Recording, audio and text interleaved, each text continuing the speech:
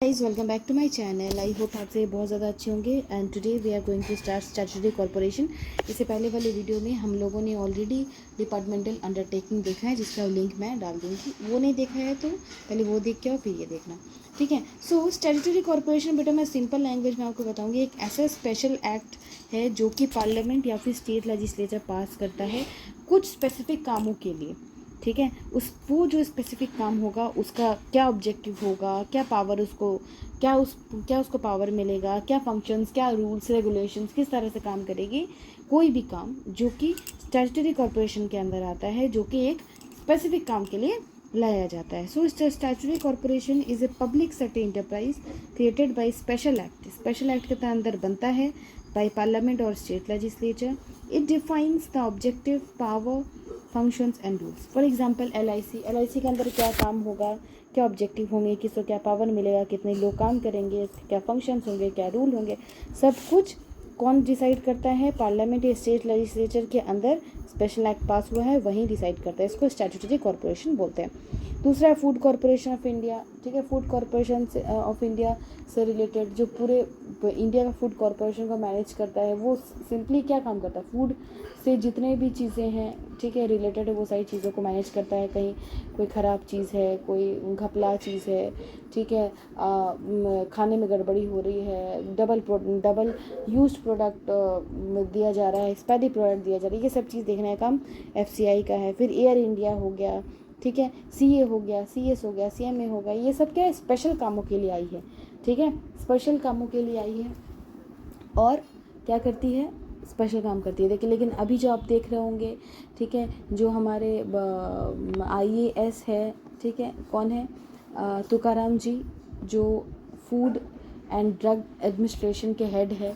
आप देख रहे होंगे कि फूड में जो कलर दिया जाता है महाराष्ट्र में, ठीक है, वो उन्होंने बंद करवाया, ठीक है।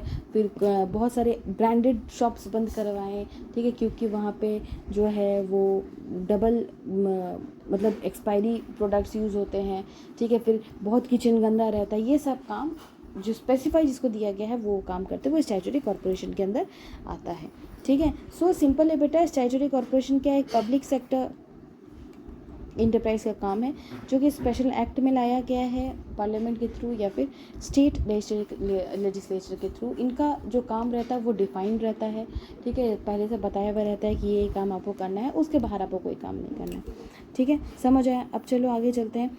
फीचर्स क्या है स्टैट्यूटरी कॉर्पोरेशन में? देखो, सबसे पहला कि स्टैट्यूटरी कॉर्पोरेशन में it is created by special act. Special act से बना हुआ रहता है।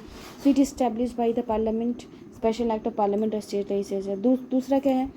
सेपरेट लीगल एंटिटी है। इसका मतलब है कि सेपरेट लीगल एंटिटी में उनको मिला हुआ है, जिसका स्टैट्यूटरी कॉर्पोरेशन है। इसका मतलब कि अगर ऑर्गेनाइजेशन को कॉन्ट्रैक्ट लेना है, कॉन्ट्रैक्ट देना है, वो अपने नाम से कर सकती है, मतलब प्रॉपर्टी के नाम से कर सकती है, ठीक है, ऑर्गेनाइजेशन के नाम से कर सकती है। उसी को बोलते हैं सेपरेट लीगल एंटिटी। खुद का लीगल है, मतलब कि गवर्नमेंट की नज़र में, लॉ की नज़र में, ठीक है, अलग एग्जिस्टेंस है। चलो, तीसरा है ओनरशिप, गवर्नमेंट ओनरशिप। गवर्नमेंट का ध्यान रहता है, ओके, स्पेशल, क्योंकि ये जो स्पेशल एक्ट है ये गवर्नमेंट ही बनाती है, तो गवर्नमेंट अपना नज़र रखती है, ठीक है। चलो चौथा देखें। चौथा है इंडिपेंडेंट, फाइनेंशियली इंडिपेंडेंट। देखो, जितने पैसे गवर्नमेंट से लेने की ज़रूरत होती है, ठीक है, वो गवर्नमेंट से लेता है, फिर गवर्नमेंट को वापस भी कर देता है, ठीक है। जैसे आपने देखा था कि डिपार्टमेंट अंडरटेकिंग में पैसा फंडिंग गवर्नमेंट करती है, मतलब बजट से पास होता है, तो जो उधर से जो पैसा आता है उसको आप कहीं यूज़ नहीं कर सकते, अपने हिसाब से यूज़ नहीं कर सकते ऑर्गेनाइजेशन में। यहाँ ऐसा नहीं है, ठीक है। यहाँ पे क्या है? It generally has its own source of income and can use it funds according to its objective, ठीक है। खुद के सोर्स ऑफ इनकम से भी है, ठीक है, मतलब प्राइवेट फंडिंग भी ये लोग करते हैं, ठीक है, साथ ही साथ गवर्नमेंट से भी कुछ पैसा लेते हैं। चलो नेक्स्ट क्या है? Autonomous management. चलो, अब डिपार्टमेंट अंडरटेकिंग में बेटा आपने क्या देखा था कि जैसे जैसे सरकार बोलेगी वैसे वैसे करना है, खुद से कोई मैनेजमेंट नहीं कर सकते, लेकिन यहाँ पे ऑटोनोमस मैनेजमेंट है, मतलब खुद का मैनेजमेंट खुद कर सकते हैं, ठीक है, ध्यान दे सकते हैं। फिर पब्लिक अकाउंटेबिलिटी। पब्लिक अकाउंटेबिलिटी का मतलब क्या है कि क्योंकि ये स्पेशल एक्ट बनाया गया है, ठीक है, तो ये भी पब्लिक के लिए ही बनाया गया है, तो अल्टीमेटली जो है आपको अकाउंटेबिलिटी गवर्नमेंट को देनी पड़ेगी, मतलब जवाबदेही किसको देनी पड़ेगी? गवर्नमेंट को। ठीक है। ऐसा नहीं कि आप कुछ भी कर दिए, कहीं भी पैसा उड़ा दिए, नहीं, इसको सरकार ने बनाया स्पेशल एक्ट के अंदर, तो आपको आंसरेबल, कुछ गड़बड़ करोगे आंसरेबल हो गए, ठीक है। सर्विस मोटिव क्या है? It's primary purpose is generally to serve provide essential services and service public interest rather than simply maximise profit. देखो, इसका सिंपल सर्विस मोटिव है कि जो ज़रूरतमंद है उसको काम देना और लोगों के लिए काम करना, ना कि प्रॉफिट मैक्सिमाइज करना। समझ आया? फीचर्स समझ आए?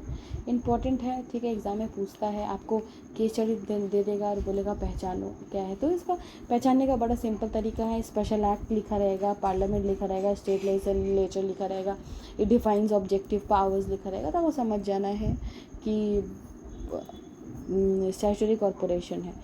कहाँ अगर कहीं क्वेश्चन में आपको मिनिस्ट्री लिखा रहेगा, ठीक है, फुल्ली रन बाय गवर्नमेंट लिखा रहेगा, ठीक है, डिपार्टमेंट्स लिखा रहेगा, तो आपको समझ जाना है डिपार्टमेंटल अंडरटेकिंग है, ठीक है। चलो आगे देखिए। Now let's see merits of statutory corporation की। स्टैट्यूटरी कॉरपोरेशन की क्या मेरिट्स है? सबसे पहला ग्रेटर ऑटोनॉमी। ग्रेटर ऑटोनॉमी का मतलब वो क्या होता है कि ना, it can take many business decisions without seeking approval for many matters from the government. देखो, क्योंकि इसमें गवर्नमेंट का हक रहता है, तो आपको गवर्नमेंट से कुछ ना कुछ तो परमिशन लेना पड़ेगा। लेकिन जिस तरह आप डिपार्टमेंटल अंडरटेकिंग में आप पूरा गवर्नमेंट के ऊपर ही रिलाई कर रहे थे, वो इसमें नहीं है। इसमें आप बहुत सारे डिसीजंस खुद से भी ले सकते हो। दूसरा, क्योंकि आपको गवर्नमेंट से सब चीज़ पूछना नहीं पड़ता, तो इसका डिसीजन जो है उसके मुकाबले क्विक होता है, ठीक है, ये ध्यान रखना। उसके मुकाबले इसका डिसीजन जो है वो क्विक रहता है। समझ आया? ठीक है।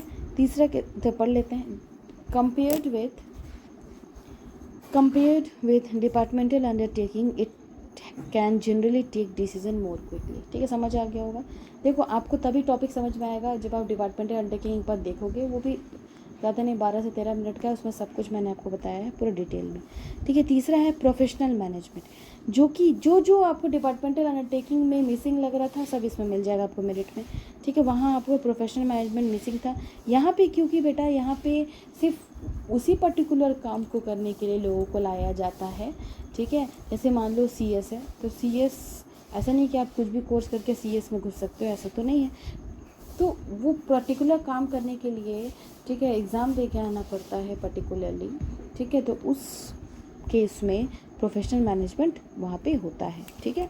नेक्स्ट देखते हैं, पब्लिक वेलफेयर के लिए काम करते हैं। Obviously government company public welfare के काम करेगी। It can focus on providing essential goods and services to public. Fifth है financial independence. It can usually manage its funds independently and generate revenue through operation. So इसमें जो भी पैसे लगते हैं, कुछ पैसे गवर्नमेंट से लेती है और गवर्नमेंट को वापस भी कर देती है, कुछ खुद से मैनेज करती है, ठीक है। और जो रेवेन्यू होता है ना, उसी से वो अपना फंडिंग मैनेज करती है। 6 नंबर है flexibility. It has greater operational flexibility than departmental undertaking. तो डिपार्टमेंटल अंडरटेकिंग प्योरली गवर्नमेंट से चलता है, इसीलिए डिपार्टमेंटल अंडरटेकिंग को रूल करना बहुत मुश्किल है। वहाँ फ्लेक्सिबिलिटी नहीं है, रिजिडनेस बहुत ज़्यादा है, लेकिन यहाँ पे फ्लेक्सिबिलिटी है। लोग अपना डिसीजन जो है ऑर्गेनाइजेशन के पर्सपेक्टिव से ले सकते हैं। ओके, चलो नेक्स्ट देखें। नेक्स्ट है बेटा डीमेरिट ऑफ स्टैट्यूटरी कॉरपोरेशन। देखो, गवर्नमेंट बनाई है तो गवर्नमेंट इंटरफेरेंस तो कहीं ना कहीं रहेगा। सो ऑल्दो इट हैज़ ऑटोनॉमी है, इसमें राहत है, लेकिन फिर भी गवर्नमेंट का इंटरवेंशन होता है।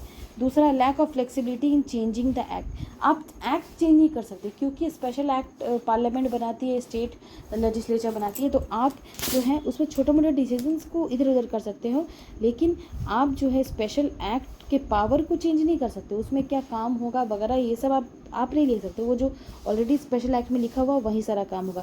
सो it power and function are defined by special act. Special act में ऑलरेडी लिखा हुआ है कि क्या पावर है, क्या फंक्शन है, तो वही सारी चीज़ें जो मेंशन है वही होगा। इसका मतलब फ्लेक्सिबिलिटी नहीं है किस केस में, चेंजिंग द एक्ट, ठीक है। तीसरा है पॉसिबिलिटी ऑफ पॉलिटिकल इंटरफेरेंस। देखो, डिपार्टमेंटल अंडरटेकिंग जब मैंने आपको बताया था, ठीक है, तब मैंने आपको बताया था कि बहुत ज़्यादा वहाँ पे पॉलिटिकल इंटरफेरेंस होता है।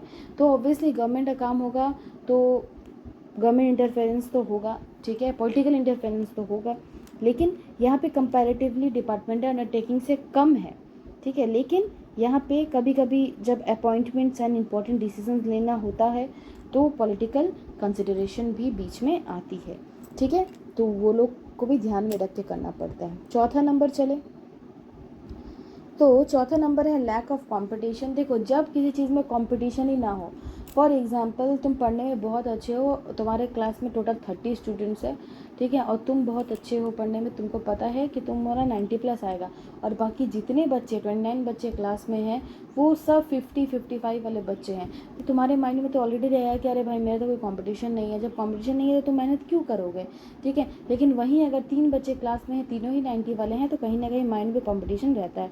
तो क्योंकि ये गवर्नमेंट का सेक्टर है, private sector sorry public sector company है, ठीक है, तो इसमें क्या है, लेस प्रेशर फील होता है सबको। क्यों? क्योंकि एक सिक्योरिटी रहता है अच्छा, और ये लोग काम करते रहते हैं, लेकिन ये लोगों का कंपटीशन कम रहता है, तो एक तरफ से एक तरह का डिमेरिट है। पांचवा है रिजिड स्ट्रक्चर। क्योंकि सर गवर्नमेंट है, तो गवर्नमेंट में सारी चीज़ें, ठीक है, फ्लेक्सिबल आपको नहीं मिलेंगी। इसमें कंपैरेटिवली डिपार्टमेंटल अंडरटेकिंग से फ्लेक्सिबिलिटी ज़्यादा है, नो डाउट, ठीक है, लेकिन रूल्स एंड प्रोसीजर के मामले में इसका स्ट्रक्चर क्या है, रिजिड है। जो आपको रूल्स रेगुलेशंस लिखे हैं वो आपको मानना ही पड़ेगा। समझ आया? तो इसी के साथ ये चैप्टर हो गया ओवर। नेक्स्ट क्लास में हम लोग देखेंगे गवर्नमेंट कंपनी। पसंद आए तो लाइक एंड सब्सक्राइब बिल्कुल करना, ठीक है। साथ ही साथ जिसने डिपार्टमेंटल अंडरटेकिंग नहीं देखा है, देखो, बहुत इंपॉर्टेंट है, एग्जाम में क्वेश्चन पूछता है। चलो बाय एंड टेक केयर।